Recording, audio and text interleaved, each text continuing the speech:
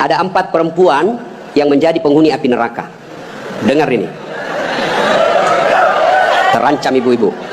1, kata Nabi, mereka yang selalu bicara kasar sama suaminya.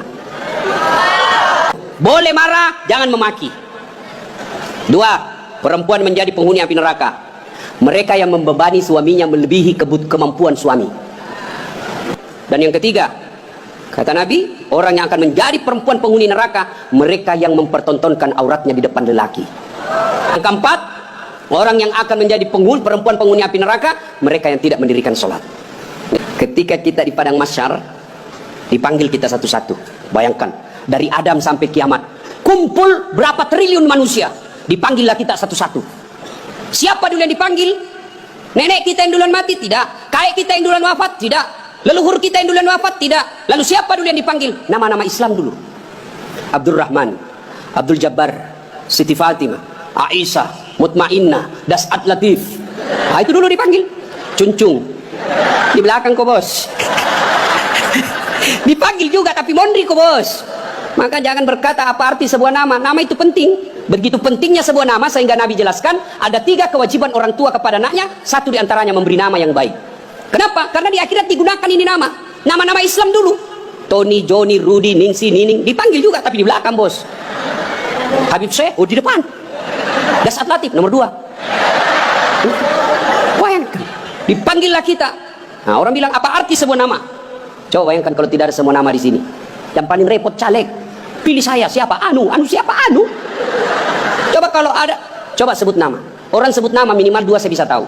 1, suku, 2 agamanya. Nama Margono. Nah, biasanya Jawa. Itu. Nama Ambok Dalle. Anda mungkin Cina. Masa Ambok Dalle Cina? Apa sih Bugis? Ya kan? Nah, nama. Yang kedua, nama adalah doa. Ketika nama anak kita Mutmainnah, orang yang memanggilnya, wahai Mutmainnah, wahai kau jiwa yang tenang, berarti orang mendoakannya. Dan di akhirat dipakai kelak. Ustadz, bagaimana saya Ustadz? Sudah terlanjur namaku Ronaldo. Karena bapakku pecinta bola. Bagaimana caranya Ustadz? Ya Islamkan. Bagaimana cara mengislamkannya? Tambah Muhammad di depannya. Muhammad Abdul Ronaldo. Nggak nyambung Ustadz, biar nggak nyambung. Yang penting selamat kok bos.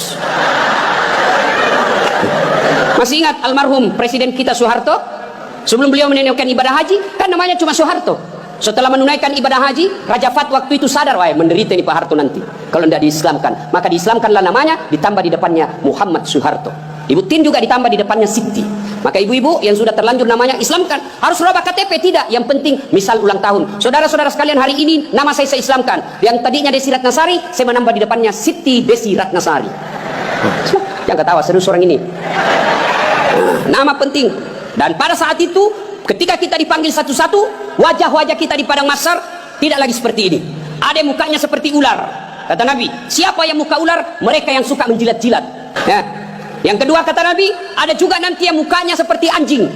Siapa muka anjing ya Rasulullah? Beliau menjawab, mereka yang disogok dan menyogok. Lalu kata Nabi, ada juga nanti yang mukanya seperti tikus. Ya Rasulullah, siapa muka tikus? Mereka yang suka mengambil barangnya orang. Ada juga kata Nabi yang nanti mukanya seperti kuda. Siapa muka kuda ya Rasulullah? Nabi menjelaskan, mereka yang suka mendahului imam ketika sholat berjamaah. Puncak dari semua ilmu adab. Rasulullah ditanya, ya Rasulullah, untuk apa Rasul diutus ke muka bumi? Mencerdaskan kehidupan bangsa? Bukan. Mengangkat harkat dan martabat? Bukan. Apa? Liutammima makarimal akhlak. Memperbaiki akhlak manusia. Di dunia ini tidak ada orang tidak punya masalah. Semua kita punya masalah. Pasti. Jangankan kita, Nabi ada masalahnya. Malah di ibu-ibu yang tanya, Ustadz, bolehkah orang sholat itu tidak pakai BH? Kenapa bisa ibu? Panas sih Ustadz. Tidak ada, tidak ada kipas angin. Kita baru pulang pasar. Boleh, tapi apa itu beradab? Ibu-ibu pergi ketemu gubernur tapi tidak pakai BH, boleh kan? Tidak Pak Gubernur. Mohon maaf ini Pak Gubernur. Coba. Ya. Saya sholat Ustadz. Betul kok sholat tapi main-main. Allah. Wa kala berdoa ya Kristus. Ini serang. Siapa ngajar sholat begitu bos? Ada juga orang sholat kayak ditiup angin. Ada lebih parah Allah. Siapa ajar ku sholat mak keju-keju? Jadi jangan heran ketika sudah 20 tahun sholat kok masalah kita tidak bisa lepas. Salah satu sebabnya kita sholat seada-adanya.